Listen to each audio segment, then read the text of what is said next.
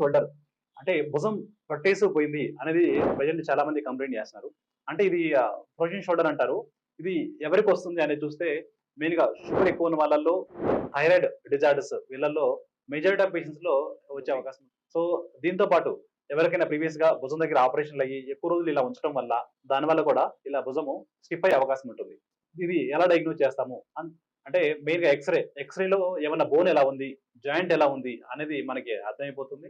దాంతో పాటు next MRI advice చేస్తాం. అంటే అందులో ఆ జాయింట్ చుట్టూ ఉండే కండరాల్లో ఏమన్నా ఇబ్బంది ఉందా? అనేది చెక్ చేసుకోవడం కోసం మనకి ఎంఆర్ఐ హెల్ప్ అవుతుంది.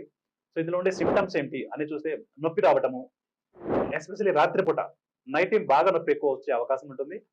దాంతో పాటు ఇది భుజం ఇలా పైకి లేపడానికి కూడా కష్టమైపోతుందన్నమాట. మెయిన్‌లీ ఇట్లా అనడానికి కష్టమవుతుంది.